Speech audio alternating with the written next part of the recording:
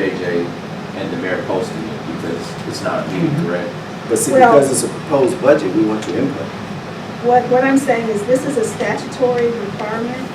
If you just give me 1 second, I think I can find that. TML puts out a budget and tax calendar that has all these deadlines all together.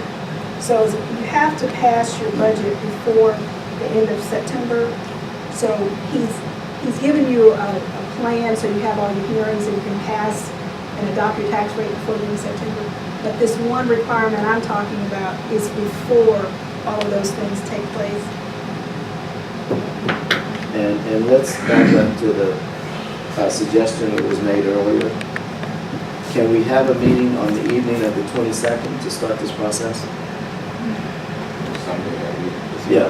So I have to do it early in the evening because next one is going to make it. We don't know whether or not right time. We can set it and then we can check with Councilman Randall. If we can't make it, then we can cancel it. He's not going to make it. Okay, it looks like it's August 29th. Well, 6. He said that football season.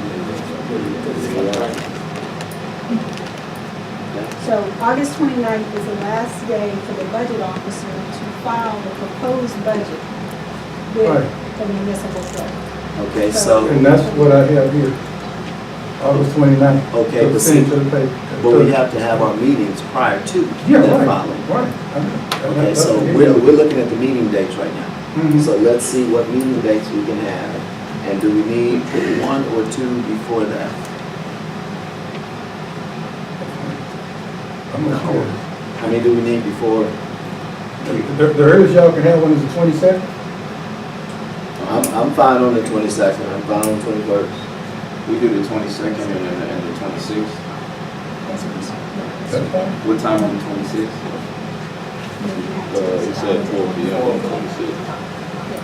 It's 4 o'clock. What time on the 22nd? Are we making the 22nd at 6 or what time are we making that? So what? We know if we do it at 4, they're not gonna be able to come, but if we make it at 6, then they should be able to come. Correctly, not going to be able to make it regardless to football, so I have all of that. Alright, so there's no date, what's after 6 would work? So we're going to have to make a regular We have to meeting. make a 22nd, don't have to be a regular meeting. Would America post that information? So we do the 22nd at 4, or at 6, and then the 26th at 4 p.m.? That's fine. Can you make the 26th, Mr. Williams? Mr. Mayor? Councilman Rowland. I move that we set a city council meeting for August 22nd as a regular scheduled meeting at 6 p.m. and a meeting August 26th at 4 p.m. For our budget meeting. Second. Okay, it's been properly moved and second that we schedule a regular scheduled meeting for August 22nd at 6 p.m. and August 26th at 4 p.m. and both are for budget. All right? Which includes the property tax rate. All that has, that's all that's. Because That's all that- I do have to, Oh, hold on, Mr. Johnson, we have a motion on. oh, go ahead. Okay, you've heard the motion, ready for the questions. All in favor say aye. Ayes have it. If you notice, on August 27th, that's the date for us to vote at the council meeting for the property tax rate. I need that at that point in time, so that then what we do on the 29th can take place. The property tax rate is very important, because that basically drives your budget. Sure. And that's your proposed rate. Right, it's a proposed rate, because the regular rate is not adopted until the last council meeting, when we will adopt the budget and the property rate at the same time. Well, one before the other, excuse me. Okay. Now, do we need to, while we're here discussing this, schedule any additional meetings beyond what you show here? Well, you have a window period there in September, so y'all can look at that, and we can move toward those days after we meet at the other time. So just keep those in mind. Because that effectively leaves August, February in place. But as council has mentioned, we just have to meet some of the state reporting requirements as far as publication. At what meeting will the department heads be there to facilitate a conversation, since we can't have it at 6 o'clock, which probably gonna be at 27th or 26th. We'll look to have them, at both to the extent that they need. Ms. Dick, you make note on that? Yes, sir. We'll make sure we discuss it. Anything else, Mr. Johnson? That's it. Okay, sir. I had a question for Mr. Johnson. Where is it on page 9 where we had a citizen who asked about trees being cut? Where is that item taken from the budget? Under streets, repair streets and bridges, look at page 9. No, repair streets and bridges. We had 3,090. Some of that money there is toward some tree cutting for the current month. If we go over to date, we spent $57,000 in that particular line item. Most of that is tree cutting. I have a question. Go ahead. In that line item, I guess maybe I'm off on the process of how funds are transferred from department to department, we have one council, we only approve, so the budget, so have we always had trees come out of, Yeah. street and Right, bridge? right. So this is the first time we had some tree cutting to take place, but it's in that line. Is that because we're making it fit, or where? No, it's not because we're making it. That's where it's accounted for.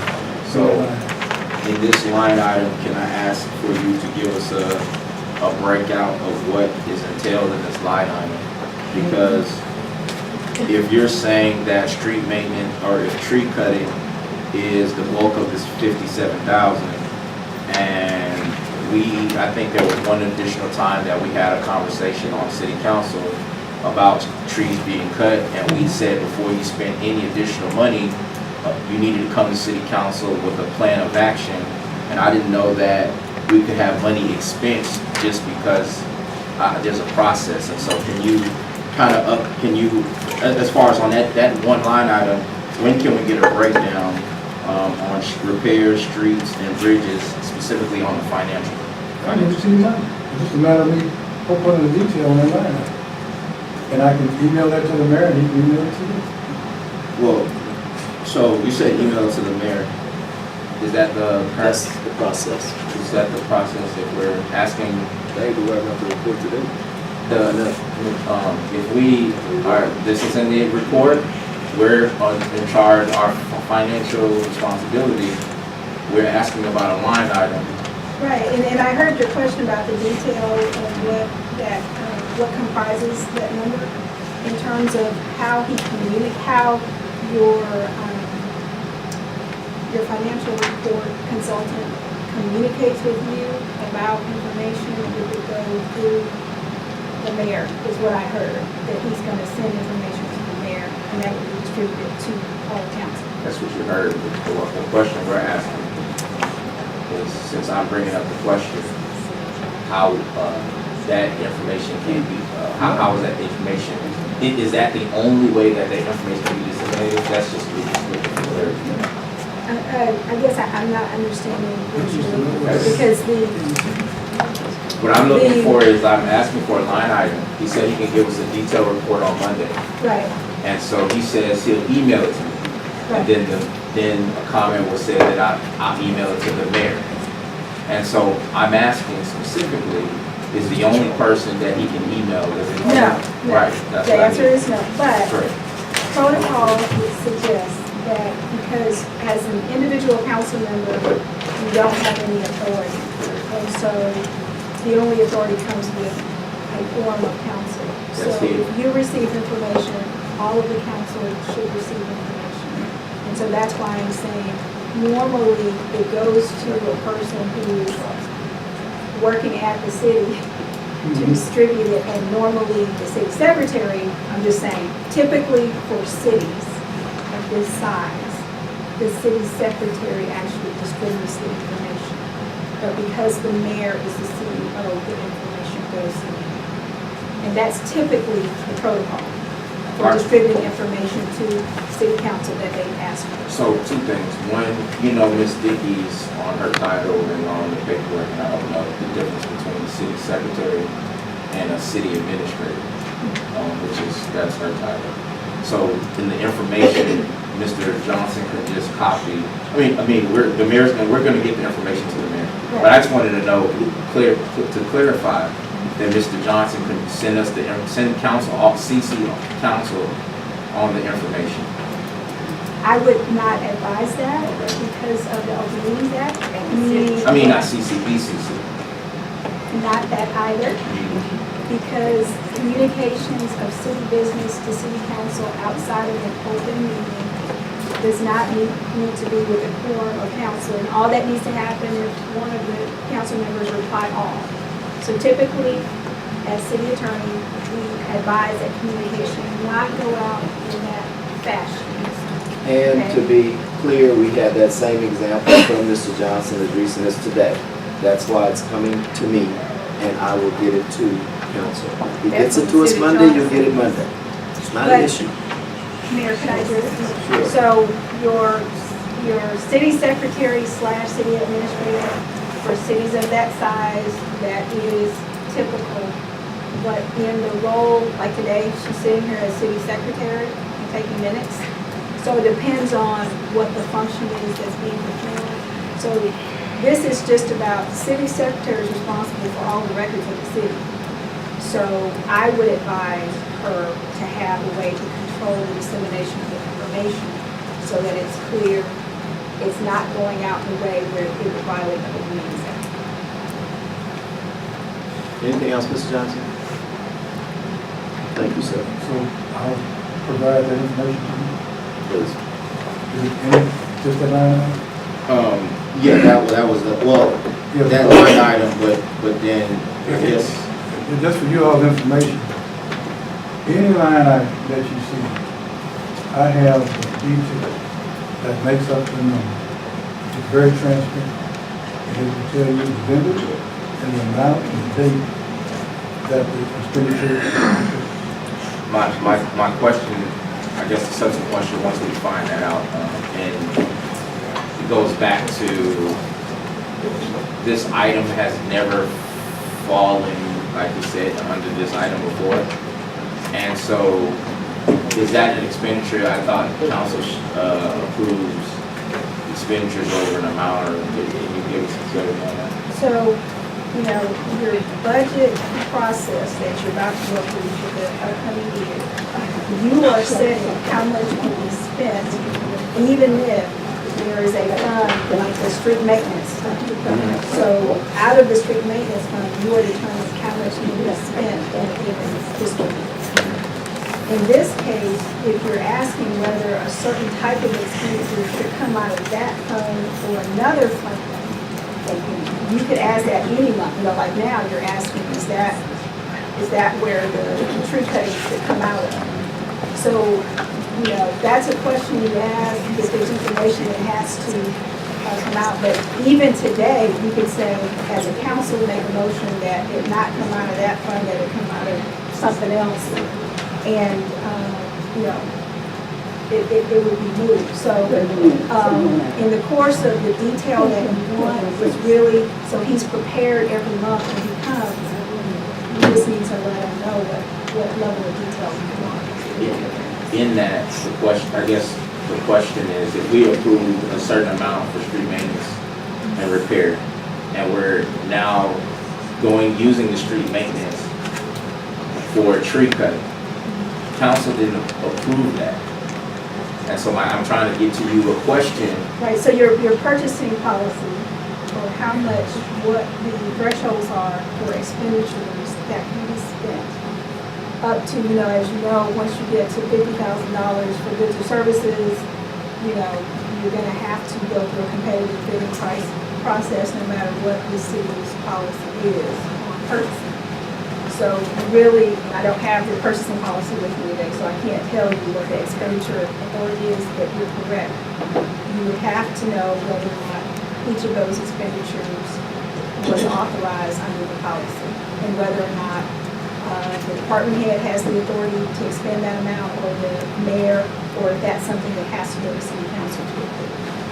And also, if there's a contract that's required, that would have to come before city council before the money can be spent. So is that purchasing policy, is something, but we have it and it's been not used, but we've also changed from, doesn't matter if it was general, we changed, used, your firm helped us move from general law to home rule. Is there, a difference on the purchasing policy, or it would be the same when they were transitioning? If your charter has a specific provision about expenditures and how they're approved, the charter controls. Okay. So if you had a city ordinance that said something different, it's the charter that controls. So as to the report that's been given right now, Mr. Johnson, he's not the person who's spending the money, meaning the department heads, the employees are spending the money. So before the check is cut, the purpose of the purchasing policy is to ensure that the required approvals are made. Okay, so it's sort of beyond the scope of just Mr. Johnson for this department report. The reason why we're asking this is because there's no, everything you just described, we've asked for, and there's no process. And so we're just making sure, since the city council has its financial obligation, to make sure that we align that with our procedures. We had a citizen who asked about tree cutting in their neighborhood.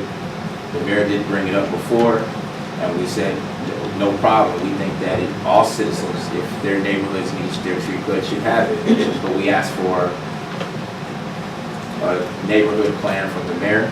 And so if tree cutting has taken place since we first talked about it, without approving the monetary amount, right? If money's been spent up to $50,000, if we're talking about trees, that's what we're talking about. Right, and so just to piggyback on what I'm saying about agenda items. So in your departmental report, when he's telling you about the numbers and what comes out of it, that's sort of the limit to what is encompassed in the report for financials. You would have to place on a future agenda the procedure and how you want that type of expense approval to be handled. Okay? Okay. Thank you, Mr. Johnson. Chief Solomon. I don't have anything that report stands. I would like the fire chief to talk about the CERT, emergency management, and what we're doing there. All right, Chief.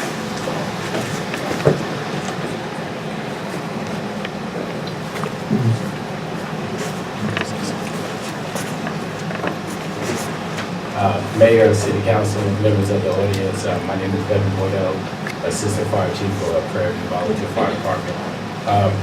I'm working with the Emergency Management Office in conjunction with Chief Solomon.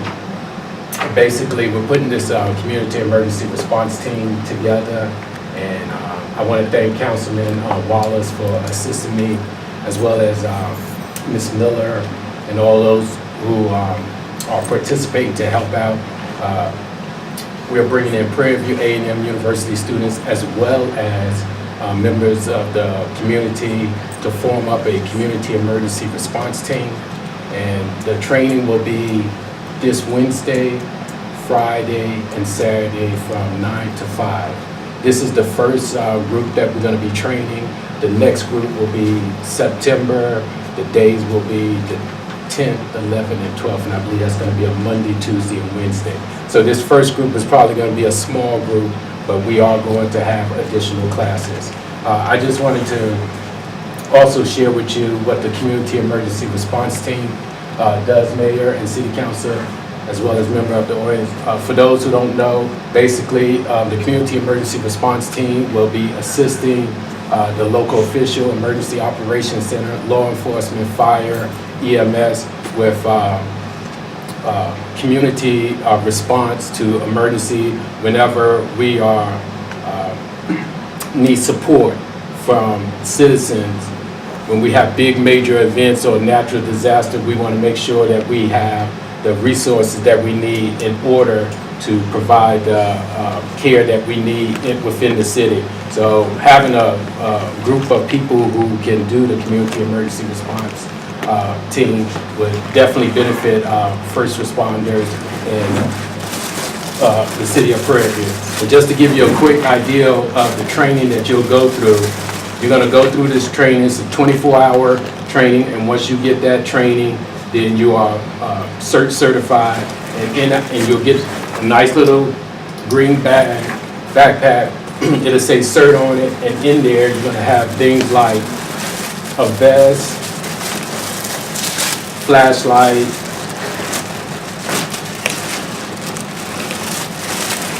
helmet, guidebook, pens, crayons, all kinds of goodies. And this way, when you are deployed, when the Emergency Operations Center is activated by the mayor and Chief Solomon and the judge, once that is activated, we're going to be initializing the Community Emergency Response Team to come out and help us with events. And one of the biggest events that is coming up right now is homecoming. So we want to go ahead and get a group of folks trained and certified so that they can be able to help the city of Prairie View with an event like that. And we're still in the hurricane season. And so we want to make sure we are prepared for something like that. Did hear you mention homecoming. Have someone that's a part of this team been going to, on behalf of you guys, been going to the homecoming meetings? That I'm aware of, no, sir. So who will get that information to? No, I spoke with the chief over at the college the other day. He and I will meet one day next week, because we're going to have to change the entire way that they do that thing, because this year we're looking to cut down a lot of traffic hazards, and so he and I will meet next week. And Chief, I do understand that, but Chief Solomon is not at every homecoming meeting as well, so. Beg your pardon? I mean, my bad, Chief Jensen, I was looking at you and thinking of Chief Jensen, but he's not at every homecoming meeting, so how could we get someone from that emergency response team to be there on behalf of Okay, the I've city? actually called over there and tried to make contact with who's ever heading that thing, and I've not made contact with anyone yet. My concern and the chief's concern there is mainly traffic and safety. And so I called him on last week, and we set a meeting for next week, and we'll put together an incident command, because that's what we need. We're already looking at some radios, because we were lacking communication as well.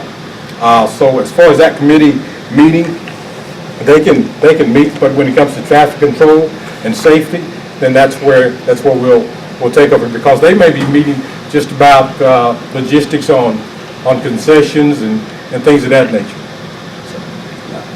That's why I spoke up, because so like how we ran into the issue last year.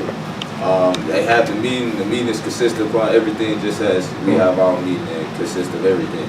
And so after they roll out that plan, as long as University Police, like at the end, is okay with it, then the plan basically rolls out. Knowing that you guys you are going to meet with Chief Jameson, I think that possibly if you the point of contact over this committee, if I can get you the homecoming people information. Absolutely, so because I don't understand how you can roll out a plan without law enforcement. And so, and if the chief is there and he's not been a part of those meetings, then there's something really wrong with that. So yeah, we'll definitely meet with him. And if you have information on who's that committee and who's heading it, yeah, please make sure you get it to me. They generally come at the end of the process, and after that, the whole thing will be planned out. It'll be better if we. And that's why we've had a mess for every year we've done that. That's why there's been a mess, because of the way it's playing. And, I don't know, council, am I able to ask a question, due to the fact that, The emergency management definitely is something you can ask about. no, it has something to do with, police, report, last meeting, they asked for dogs, I was wondering if you could give an update, upon the K-9 dog or the route that I was doing, because it's not on If today's he isn't able to do it. What would you like, sir? I missed the previous meeting, but it was a discussion upon the city getting the K-9 dog. I wonder, was there any update, or did you guys go ahead and do it, because today it's not on the agenda, so I looked also, and it wasn't on the agenda. I spoke with the councilman today. We put that on the agenda, and we wanted to give you guys information. There was nothing about that K-9 that was going to be coming out of a city money. We wasn't coming to the city asking for any money. It was something that we wanted to implement. The money that we're using for that is coming out of our budget now. And that's basically to equip the car and to equip a kennel, and to also supply the dog with food and the rest of his vaccinations for this year. We've already done those things. The dog was donated, and also the training, the $9,000 worth of training was also donated by the Harris County Sheriff's Department. So when we brought that to you, it was really out of you guys need to know. There was information on something that we were going to implement, and so that's why we bought that. Part of it's in your one of the report. It does talk about the police K-9, and I have to disagree with what the chief says, and so this is where we'll need some clarity. Anything that the police department do, or any department that buy, so they gave us a policy, like if a dog bites somebody and all these things that aren't approved.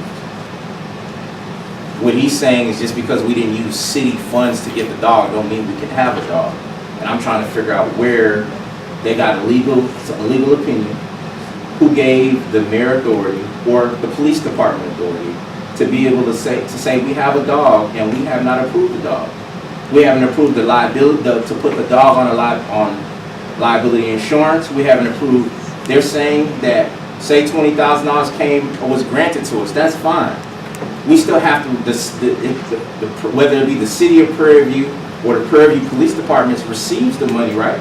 So that means then it's something that we should know about. And so I guess clarity on, can the police department implement, like just getting I would assume that the dog would be just like an employee.